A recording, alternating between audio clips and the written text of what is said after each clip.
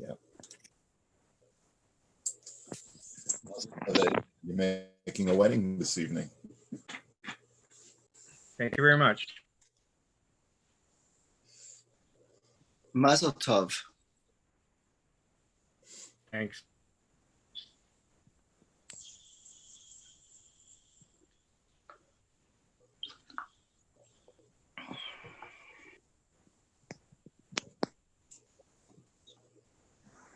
Let me bring up the text.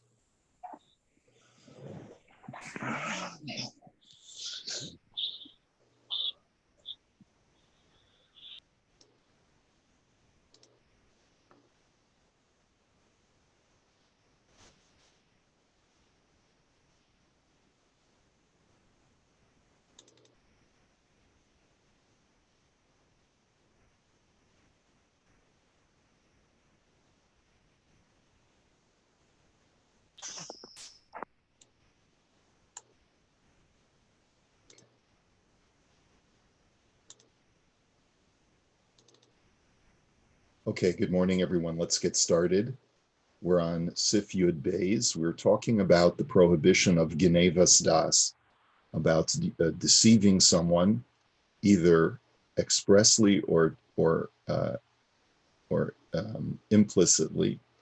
We're the last thing that we had seen in the text is that this applies, that there is a different standard of ona'ah when between a Jew and a Gentile.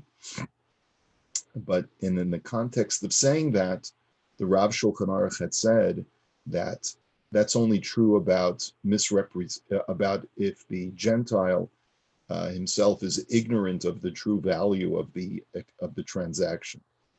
But to actively deceive him, or to to tell him, for example, that the object is worth much less than it is, so that you can get a better deal, is going to be usur.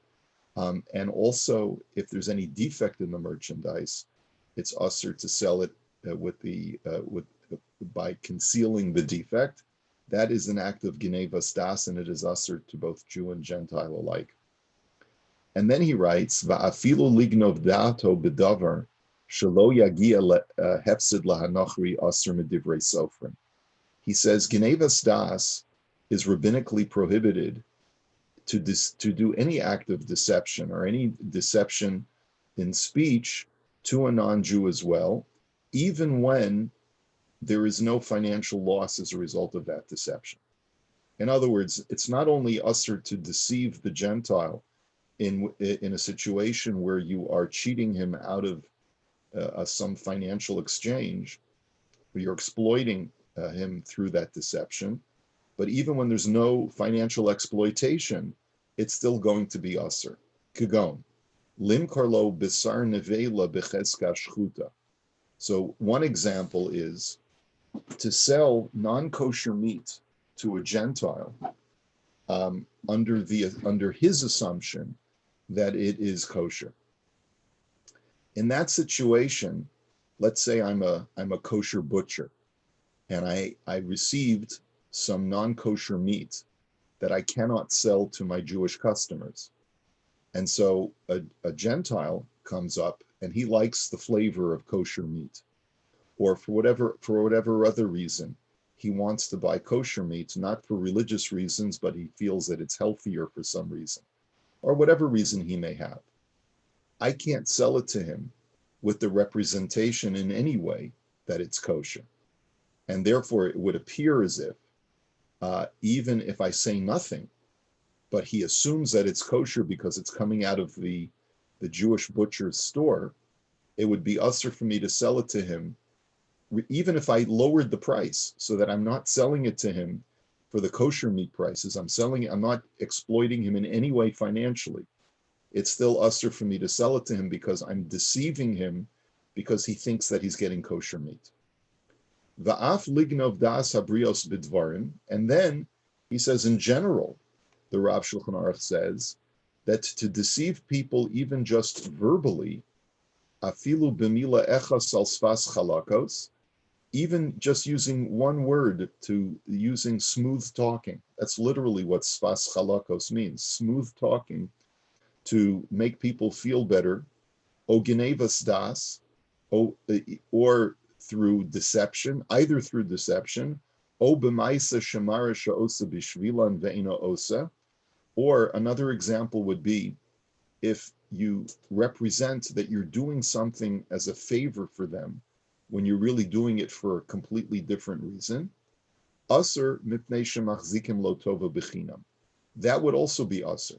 So there's no financial exploitation, but to misrepresent a situation such that people get, the person in question gets the impression that I'm doing them a favor when I'm really not, that's going to be usher as well. And the reason he writes is because anytime you do someone a favor, you generate a sentiment of gratitude and also a feeling of indebtedness.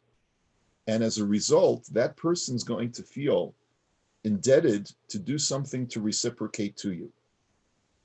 If in reality, you're not doing them any favors, you needed to do it anyway, that would be usher because you've generated a false sense of indebtedness. Okay, so we're going to get into a number of examples where we're going to draw distinctions in this area. A lot of distinctions to be drawn, and it's a very, very interesting aspect of halacha, because some people, unfortunately, are not aware of this halacha, and they violate it regularly by flattering people or telling them that they did something for them when they really didn't. And this is an important halacha. So before we get into some illustrations in the ensuing halachos, let's just look at the Imrei Yaakov over here.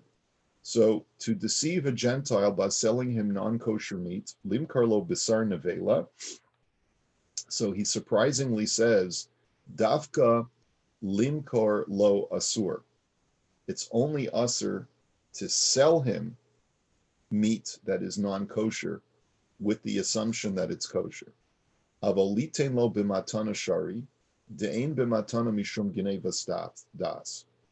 But if you wanted to give the Gentile a gift, you say, here, I have some leftover meat from my store.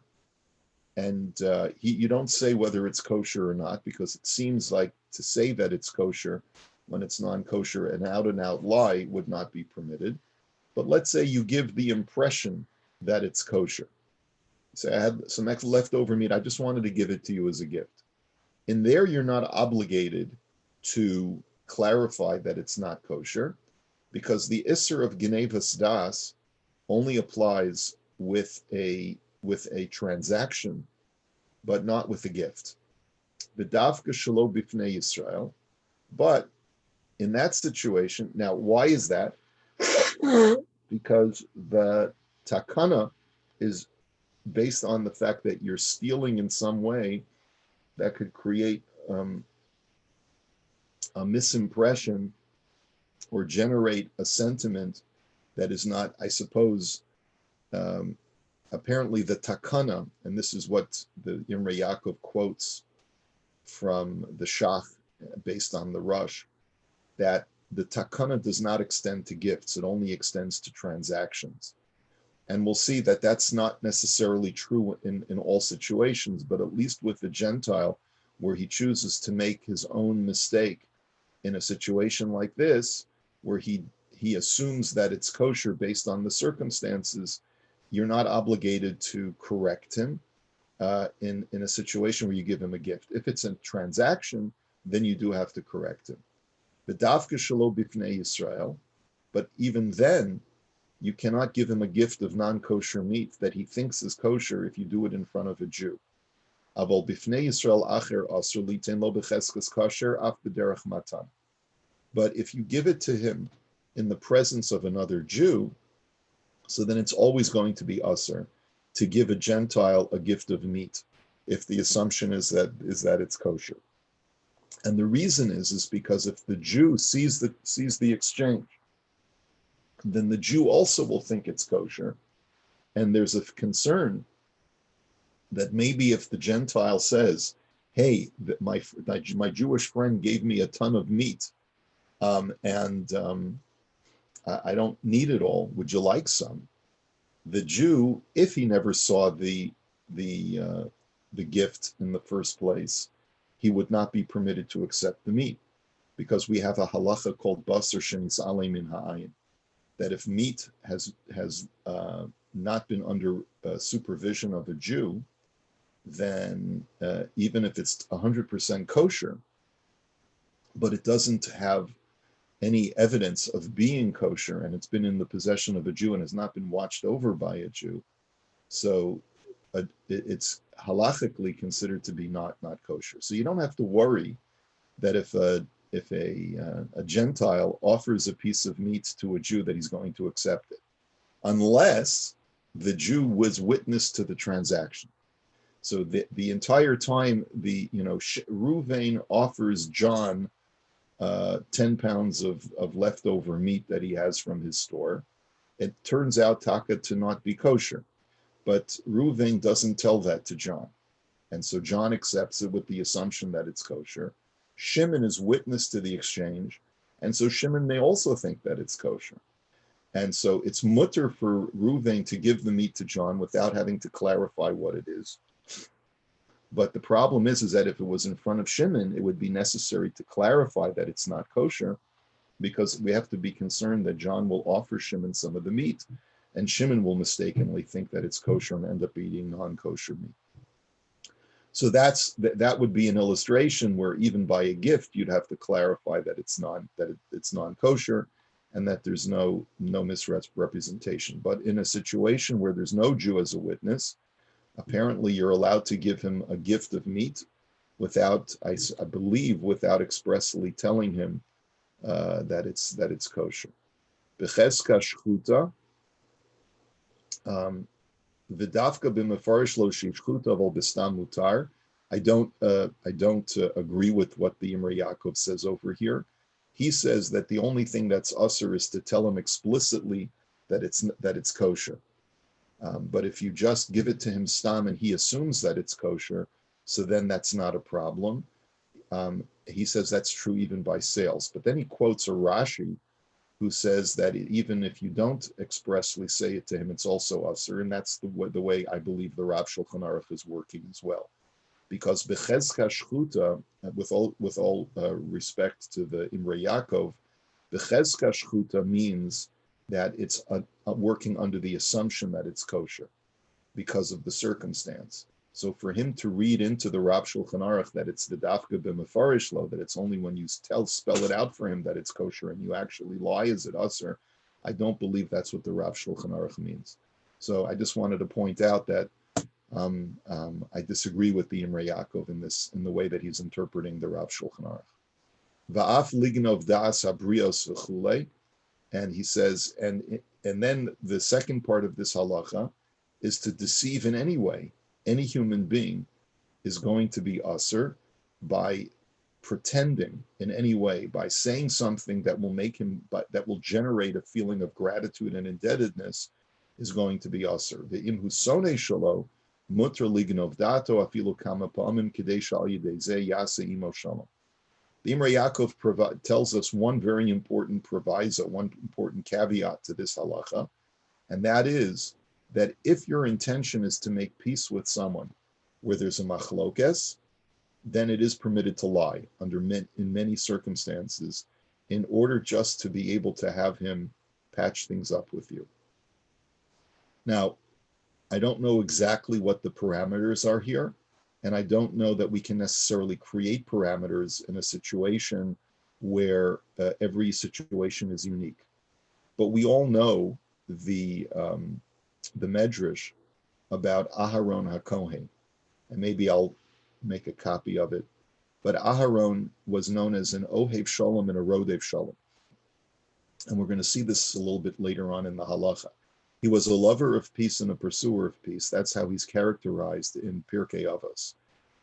The Gemara elaborates on that statement about Aharon was a lover of peace and a pursuer of peace, in that many times he would actually lie in order to create peace. What would he do? he would see that Reuven and Shimon have gotten into a fight. He would run over to Reuven and say to him, Shimon feels terrible about what he said to you, but he's embarrassed to come and approach you to make up. But I just want you to know that he feels terrible and he loves you. And then he goes over to Shimon and he says, Reuven feels terrible because he really loves you and he's embarrassed by what he said. And then when they would see each other, Reuven and Shimon would see each other on the street, they would hug each other and make up. Now, the reality is, in that scenario, Reuven and Shimon were still quite angry at each other and were not embarrassed at all. They really harbored actual animus towards each other. So what Aaron did is that he would literally lie in order to make shalom. And the Gemara says that that's one of the only times that you're allowed to lie is if it's in order to create shalom, because gadol hashalom, because shalom trumps truth. Shalom is the ultimate arbiter, and if you need to make shalom between two people, you're allowed to actually lie in order to create that shalom. So that is a form of genevas das, right? You're deceiving people, but deception is mutter for the sake of shalom, and it's a very difficult halacha sort of to swallow sometimes. But when you think about it, in Judaism, we hold peace as being an even more important value than even truth, right? Truth, justice in the American way is, but there's even something that goes above that, which is peace, right? So again, not dealing with transactional items, not dealing with ripping someone off, not dealing with exploiting someone financially. But here we're talking about when it's non-financial, but you're just creating a false impression. When is that permitted? When you're doing it for shalom. But if you're not doing it for shalom, but you're doing it just so that a person will think that that you've done something nice for him so that he'll feel a sense of indebtedness, that's where we say that it's aser. So therefore, das habrios bidvarim, that you're not allowed to deceive people verbally. Yesh omrim de begoy leka iser shel genevas das v'chanufa im zerak b'diburim. He says there is an opinion that says that as far as speaking deceptively, so that a person will feel a sense of gratitude, is only usher for a Jew to a Jew. But it will sometimes be permitted for a Jew to speak in a flattering way, or in a way that the Gentile will perceive that the Jew has done something nice to him. For a goy, that sometimes is mutter. Now, when you consider that that relations between Jews and non-Jews historically were actually quite tense in many instances, you can appreciate why this halacha was drafted in this way, because a lot of times, in order to create a sense of security for the Jewish community, it was quite often common for Jews to speak exaggeratively in the way that they esteemed their Gentile neighbors. And so therefore, there is an opinion that says that it's permitted. However, even that has limitations. He says, and therefore he says like this, Ulam osam shemecharfim esagoy b'shas she'ela shalom, v'hagoy saver shomer lo tova, chotim heim, ki ein lecha genevas da'as gadol mizeh. He quotes from Sefer Chasidim, which states as follows.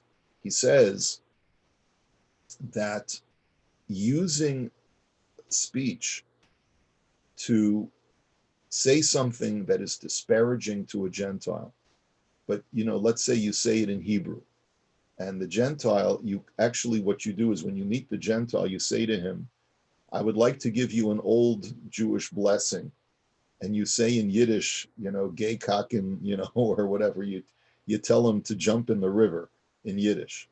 And you say that this is an old Jewish blessing that we say to only the most special of people, right? And so all the Jews have a nice joke at the expense of the Gentile. That, says the Sefer Chasidim, is absolutely usher. That's a sin, it says the Sefer Chasidim, because there's no greater deception than that. To take unfair, to just take advantage of his ignorance of our language and to curse him when he thinks that you're blessing him is a terrible, terrible thing to do. and halachically it's asr.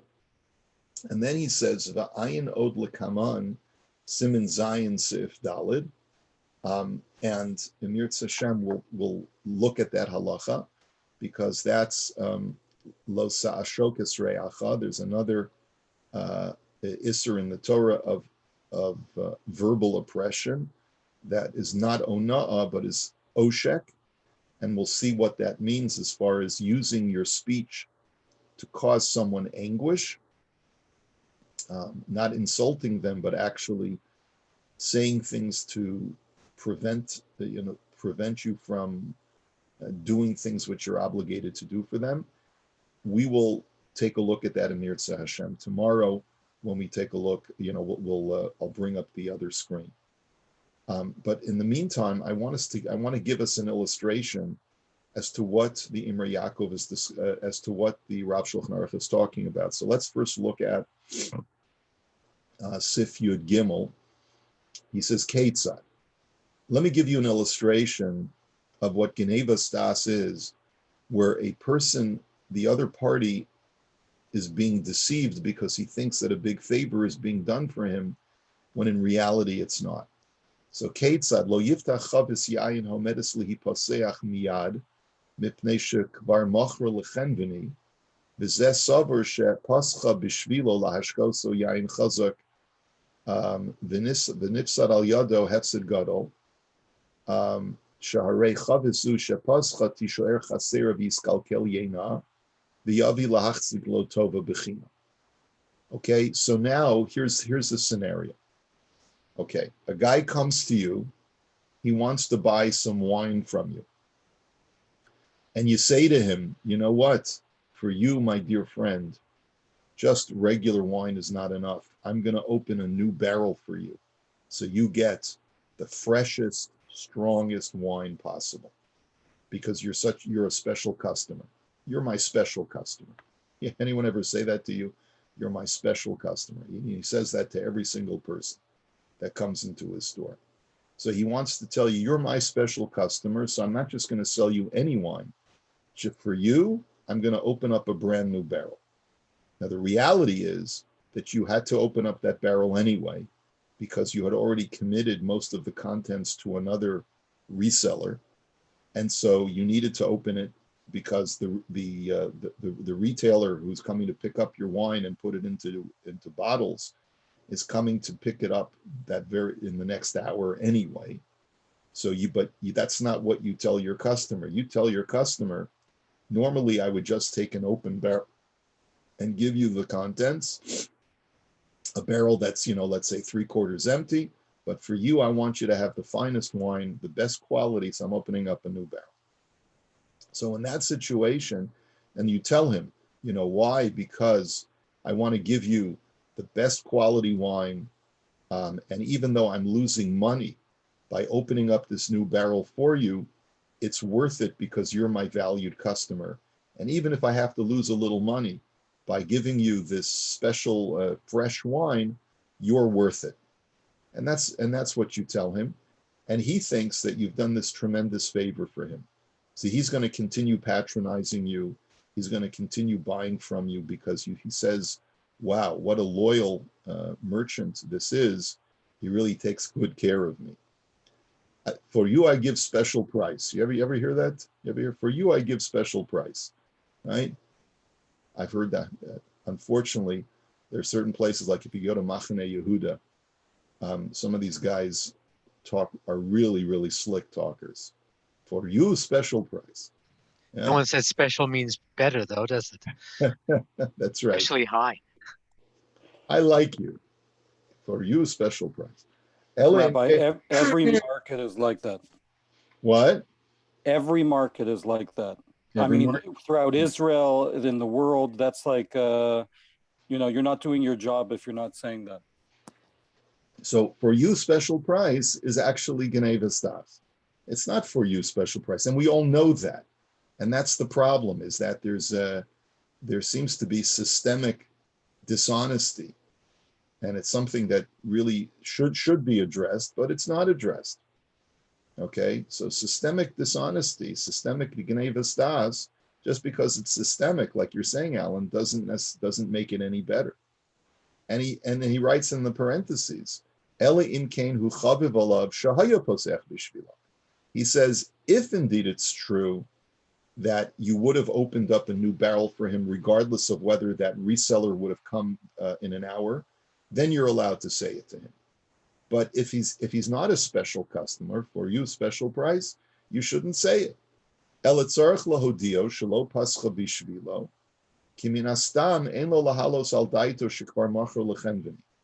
says, in that situation, where the circumstances indicate that it's not normal for a person to open up a new barrel for a customer when he's got other barrels of wine readily available to give away, there you'd have to actually disclose to your customer expressly, I just want you to know, it may look like I'm opening up a new barrel just for you, even though I like you, but I just have to let you know, I'm not opening it just for you. I have a big reseller who's coming, and he needs to fill up 3/4 of a barrel anyway of wine for his store. So I'm opening up a new barrel. I have to open up a new barrel anyway, so I might as well give you from that new wine. So there you'd have to actually disclose it to him. But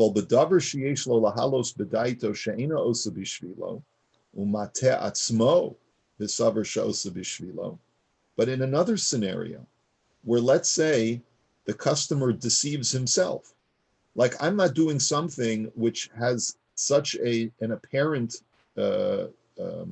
appearance of doing him a favor. Kagon, shepaga b'chaveru b'derech, b'saver zeh sheyatza likrosa lichvodo, ein tzarech lahodio v'chein kol kayotze bazeh. And so here's an example. He says, let's say I meet up with my friend on the road. So like we're in the middle of a road outside of town, and my friend says to me, I can't believe you schlepped all the way out here just to greet me. Now, he jumped to that conclusion that the fact that I happen to be outside the city limits and I'm walking towards him, he thinks I'm doing it because I wanted to greet him. But the reality is that I had to go out there anyway. And so in that kind of situation, I'm not obligated to correct him. I'm not obligated to correct him because he's deceiving himself. I didn't do anything to give him the appearance that I was coming out to honor him. I happened to be walking out of town. I was going for my daily walk, for goodness sake. And all of a sudden he says, I can't believe you felt you loved me so much. You came out, you walked all this way just to greet me. I don't have to correct him in that kind of situation because he's created his own delusion in his own mind. Because the circumstances there do not have the appearance of my having gone out to greet him. And I haven't done anything to give a false impression, right? I'm not obligated to correct the person who deceives himself. But if the circumstance, if the situation itself gives rise to that kind of deception, because normally a wine merchant who sells it in barrels does not open up a new barrel if he's got a whole bunch of other barrels in his store that are already open, then I would have to actually tell the guy, I know it looks like I'm opening up a new barrel just for you.